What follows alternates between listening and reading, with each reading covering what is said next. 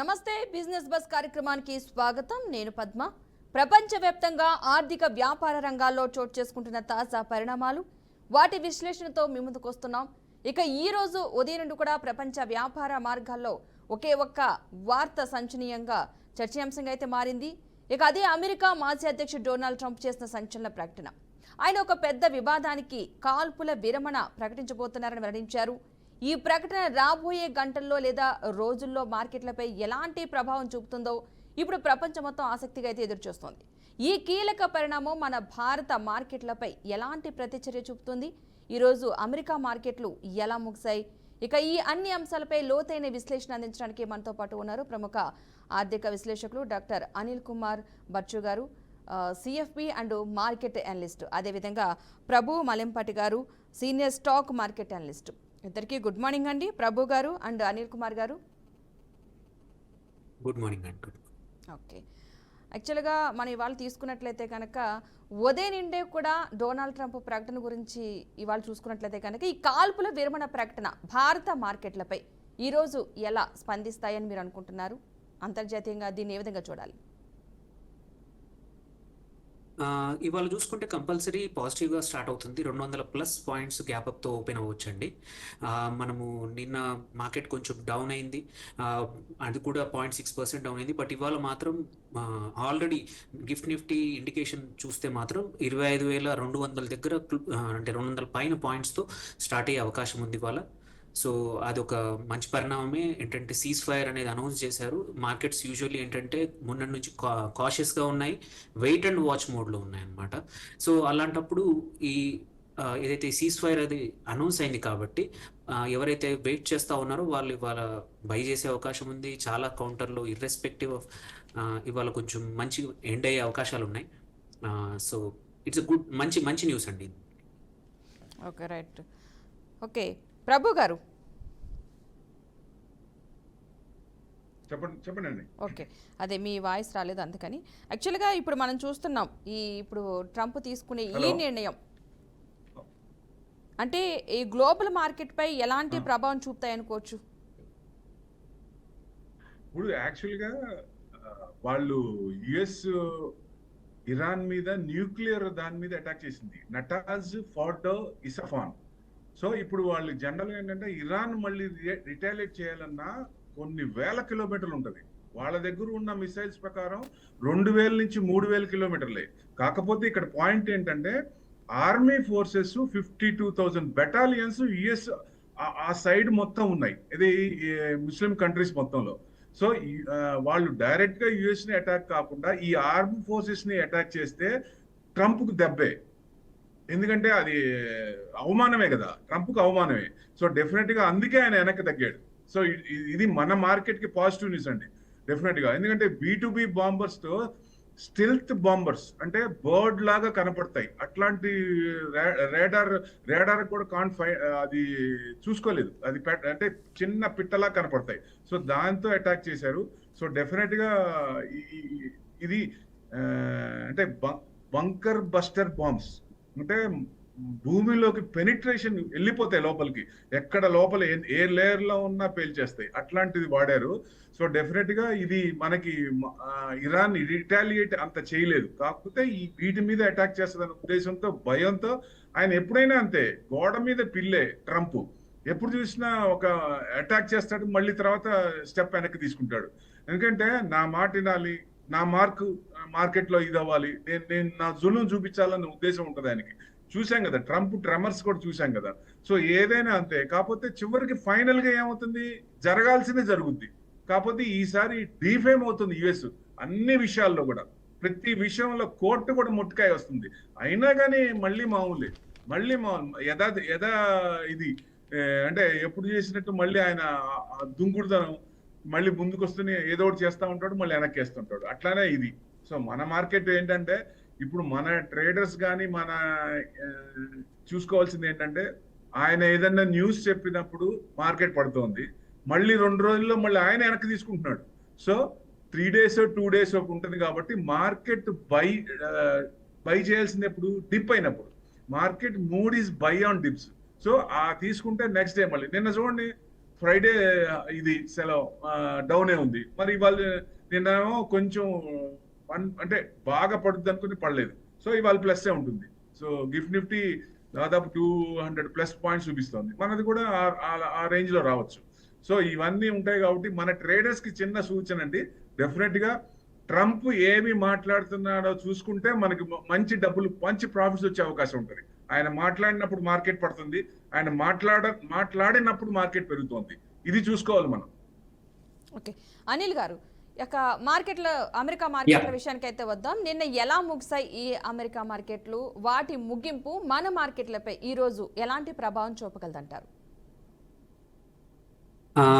Actually already నిన్న రాత్రి ఏంటంటే మన ట్రంప్ సీజ్ ఫైర్ అఫీషియల్గా అనౌన్స్ చేశాడు, ఇరాన్ కూడా ఒప్పుకుంది. కాబట్టి దాని ప్రభావం ఆల్రెడీ యూఎస్ మార్కెట్స్ పైన మనం చూసాం. యాక్చువల్లీ డౌ జోన్స్ కానీ, నాస్డాక్ కానీ, S&P 500 కానీ అన్ని కూడా దగ్గర దగ్గర ఒక 1% వరకు పాజిటివ్గా ఎండ్ అయ్యాయి. అండ్ అది ఒక్క అమెరికన్ మార్కెట్లోనే కాదు, ఇవాళ మార్నింగ్ ఓపెన్ అయిన ఏషియన్ మార్కెట్స్ హ్యాంగ్సెంగ్ కానీ, నిక్కీ కానీ, కాస్పీ కానీ అన్ని కూడా 1.5-2% వరకు కూడా పాజిటివ్గా ఓపెన్ అయ్యాయి అనమాట. సో ఇవే సంకేతాలు కూడా మన ఈవెన్ ఇండియన్ మార్కెట్స్లో కూడా జరగచ్చు. ఇవాళ మోర్ దాన్ 1% తోటే ఓపెన్ అవ్వచ్చు. అండ్ నిన్న పెరిగిన విక్స్ కూడా ఇవాళ తక్కువ అవ్వచ్చు. ఇండియా విక్స్ నిన్న 14 వరకు టచ్ అయింది, అది మళ్ళీ ఇవాళ కొంచెం తగ్గొచ్చు. ఆన్ ద హోల్ ఇంకొక ఇంపార్టెంట్ థింగ్ కూడా ఏం జరిగిందంటే, నిన్న ఎప్పుడైతే ఇది జరిగిందో మళ్ళీ $80 టచ్ చేసిన చమురు ఏదైతే ఉందో మళ్ళీ 70 బిలో 68-69 దగ్గర క్లోజ్ అయింది. సో ఇట్స్ చాలా మంచి, అంటే అట్లీస్ట్ ఇండియన్ మార్కెట్స్కి మాత్రం మంచి శుభ పరిణామం అనమాట.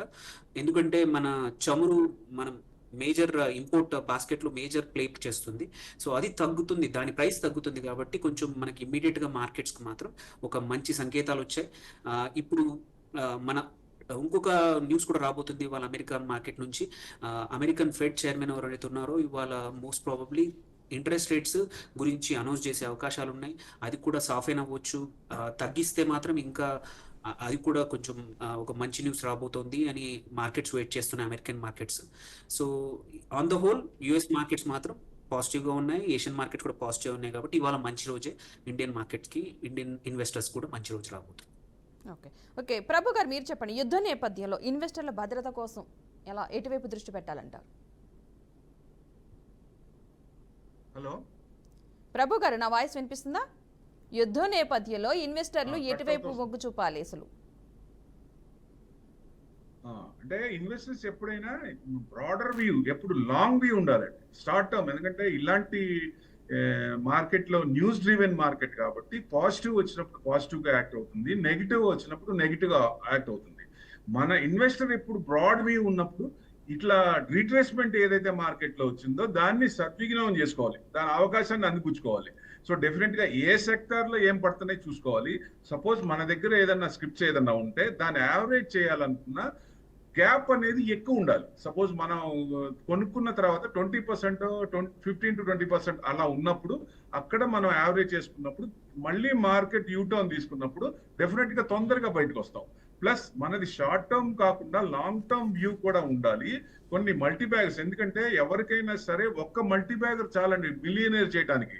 సో అట్లా ఒక స్క్రిప్ట్ ని, అంటే ఆ ప్రోడక్ట్ డిమాండ్ ఉందా, మార్కెట్ లో పోతుందా, సేల్స్ బాగుందా, గ్రోత్ బాగుందా, ఎబిటా బాగుందా, కంపెనీ మీద ఏదన్నా నెగిటివ్స్ ఏమన్నా ఉన్నాయా, ప్లస్ ప్రాఫిట్స్ చూపించడానికి కంపెనీస్ లో ఉన్న ఎంప్లాయీస్ ని తగ్గించుకొని ఆ ప్రాఫిట్స్ ఏమైనా చూపిస్తున్నారా, ఇట్లాంటివన్నీ ఉంటాయి, పారామీటర్స్ అన్ని ఉంటాయి. కాబట్టి ఇవన్నీ చూస్తే మనకి నచ్చిన ఇది ఇప్పుడు ఐటీ సెక్టర్ చూడండి, లాస్ట్ 1.5 year బాగా కుట్టేశారు. ఈ కొన్ని స్టాక్స్ ఇంకా 20% away from all time high.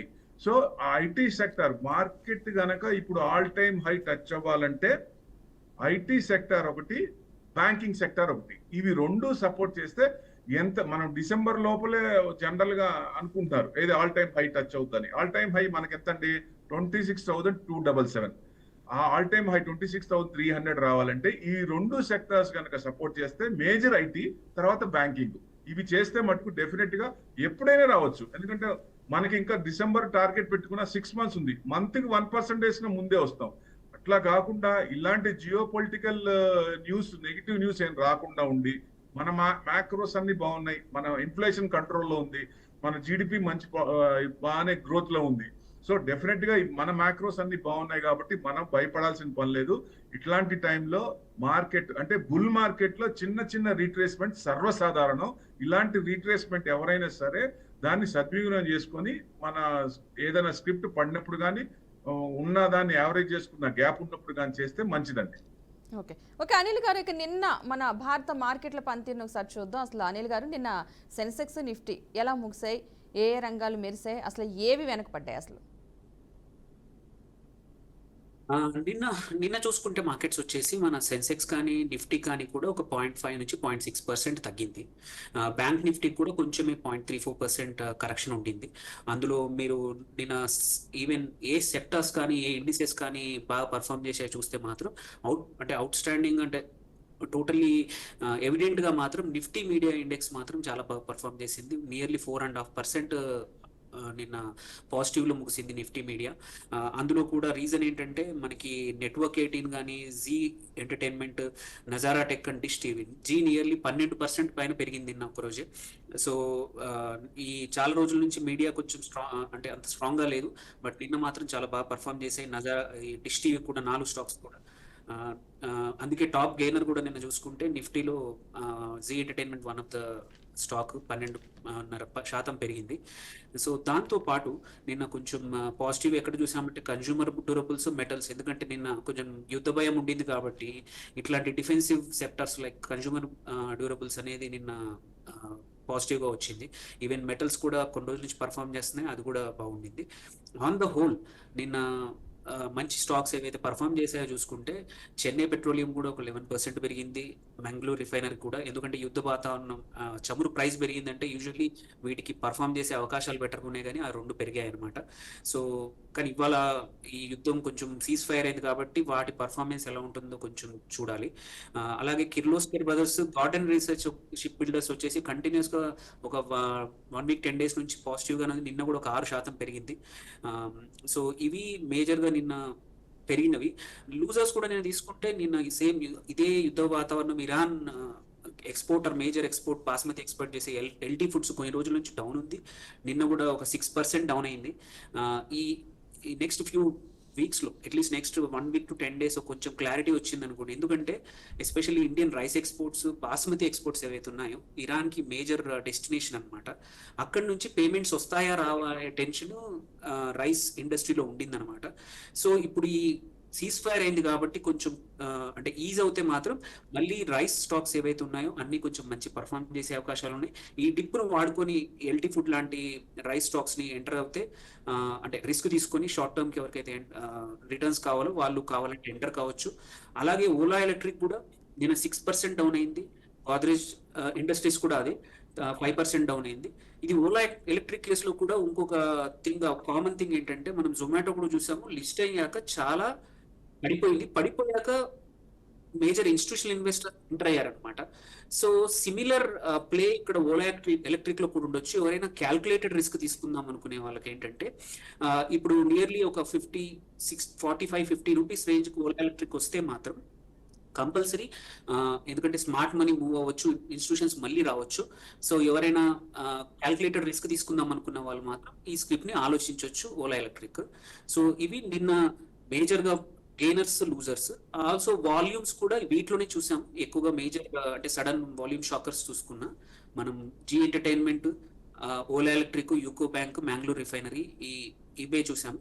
And 52 week high ఉన్న స్టాక్స్ కూడా గార్డెన్ రీచ్ షిప్ బిల్డర్స్ ఏదైతుందో జిఆర్ఎస్సి నియర్లీ 52 వీక్ హైకి హిట్ అయింది. కొంచెం జాగ్రత్తగా ఎవరైనా ఎంటర్ అవ్వాలనుకుంటే మాత్రం ఇందులో కొంచెం జాగ్రత్తగా చూసి ఎంటర్ అవ్వాలి. అలాగే Max Financial, Aditya Birla Capital, Bharti Airtel కూడా మోరల్లెస్ 52 వీక్ హైక్ వచ్చాయి. ఎంసీఎక్స్ కూడా నిన్న 52 వీక్ హైక్ వచ్చింది, but still there is a scope to enter. Multiple అనలిస్టులు కూడా, ఫండ్ హౌసెస్ కూడా దీనికి సజెస్ట్ చేస్తున్నాయండి. అంటే అనిల్ గారు, నేటి మార్కెట్లు చూసుకుంటే ఏ అంశాలు కీలకం కాబోతున్నాయి? అసలు డొనాల్డ్ ట్రంప్ ప్రకటన కాకుండా మరి ఏమైనా అంశాలు ఉన్నాయంటారా? హలో అనిల్ గారు,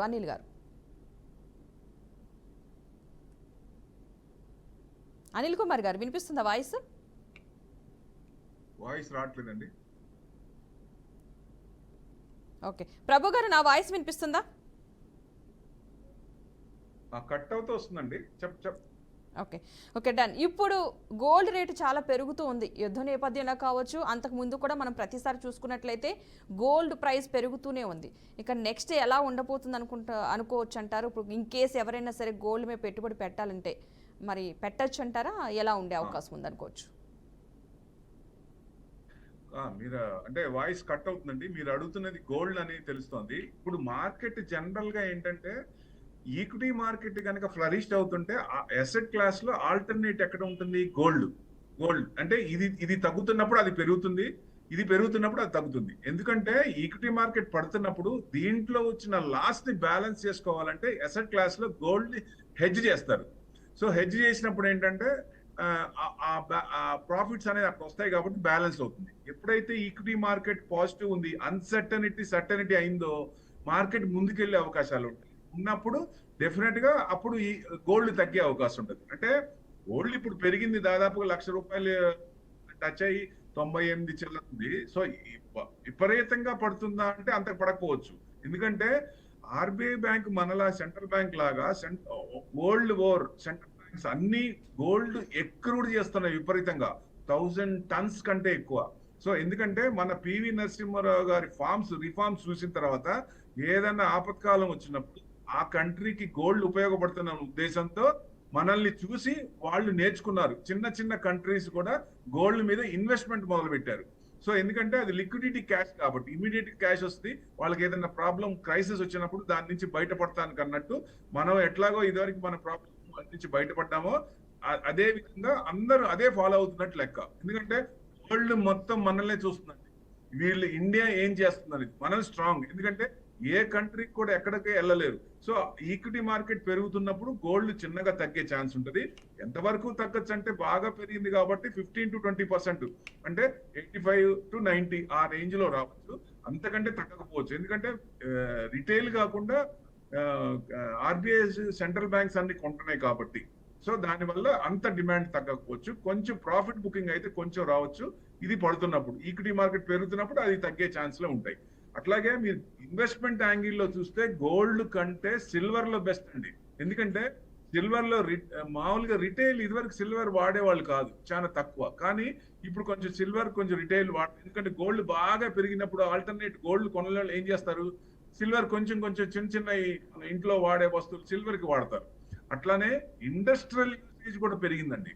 ఎగ్జాంపుల్ గా పెద్ద పెద్ద షిప్లు ఉంటాయి, అవి వాటర్లోనే ఉంటాయి ఏది ఒడ్డుకొచ్చినా కానీ వాటర్లో రస్ట్ పడకుండా ఉండటానికి కింద సిల్వర్ కోటింగ్ వేస్తున్నారు. అట్లాగే కంప్యూటర్స్ లో కానీ టెలికామ్ లో కానీ ప్రతి దాంట్లో కూడా సిల్వర్ వాడకం ఎక్కువైంది. ఆ కన్జంప్షన్ చూస్తే ఇప్పుడున్న కంపెనీస్ ప్లస్ ఫ్యూచర్ లో నెక్స్ట్ 5 years లో నెక్స్ట్ 10 years లో వచ్చే కంపెనీస్ చూసుకుంటే ఆ రేషియో తీసుకుంటే నెక్స్ట్ 5 years లో ఇప్పుడున్న silver rate 1 lakh to 2 lakhs వరకు వెళ్ళే ఛాన్స్ ఉంటుందని ఒక ఎక్స్పెక్టేషన్.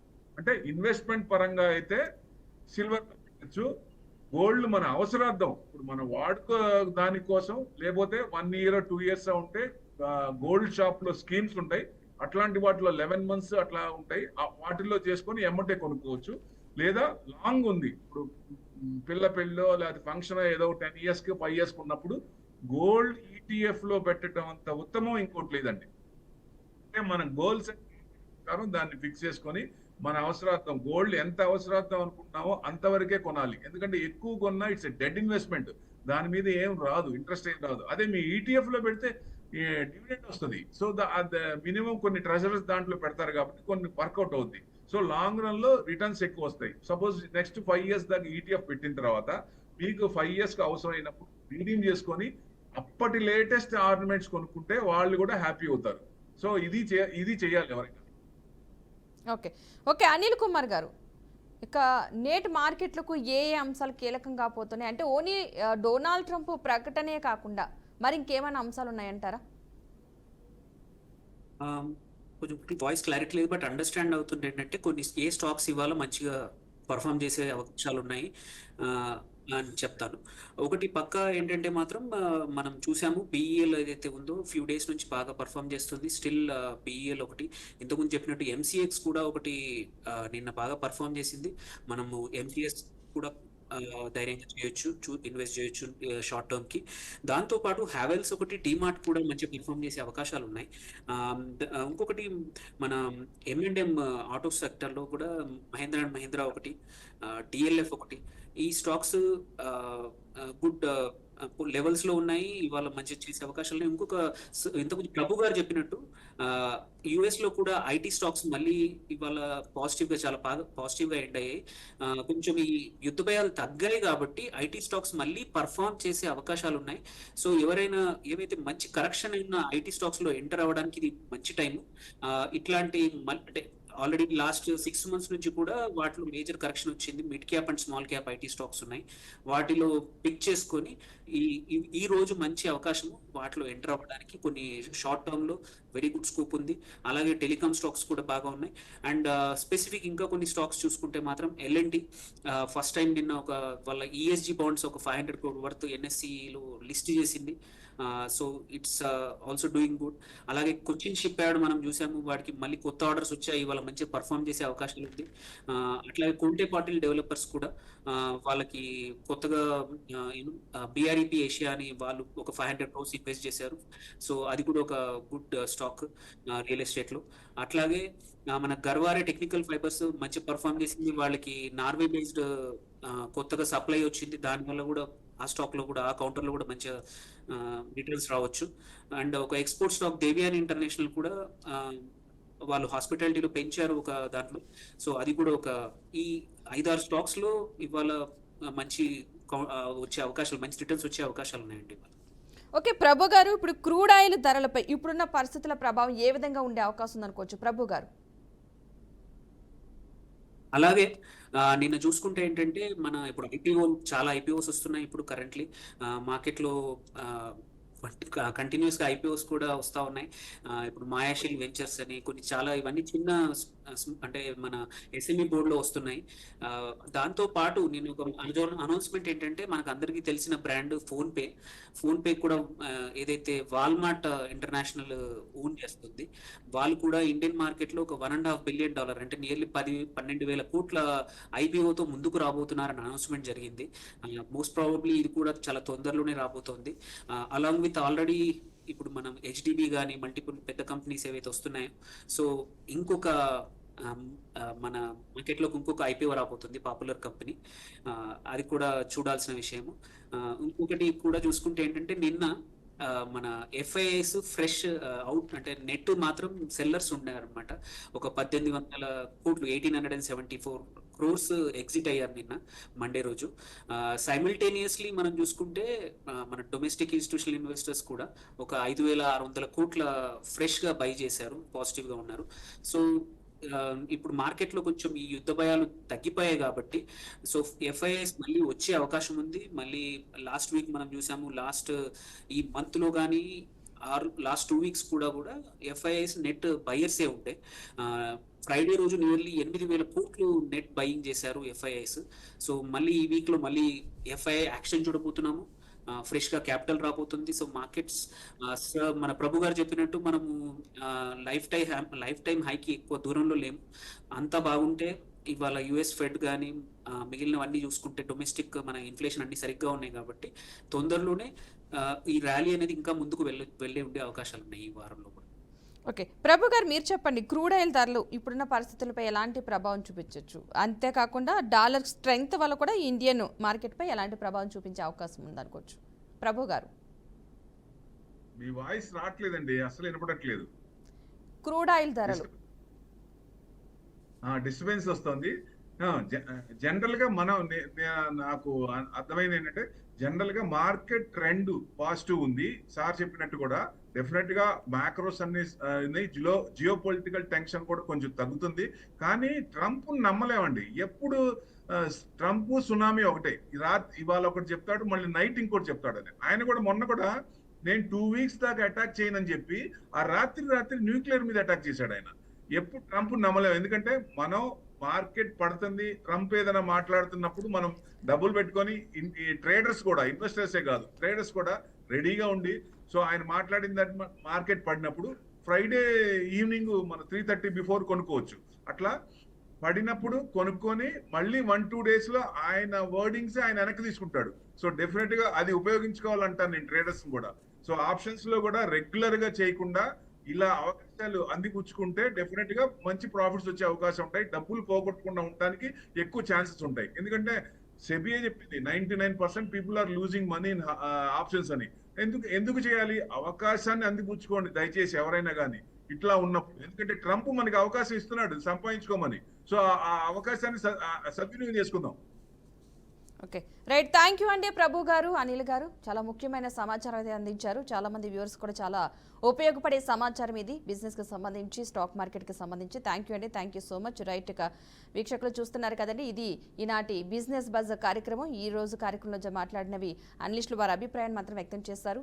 ఎవరైనా సరే దేని మీదైనా సరే ఇన్వెస్ట్ చేయాలనుకున్న వాళ్ళు ఒకసారి ఆచితూచి మీరు సరైన నిర్ణయం తీసుకోవాలి. మీరు తీసుకునే నిర్ణయాలకి ఇటు బీఆర్కే న్యూస్కి కానీ, యాజమాన్యానికి కానీ, అటు అనలిస్టులకు కానీ ఎలాంటి సంబంధం లేదు. ఇది వాళ్ళ కార్యక్రమం. నమస్తే.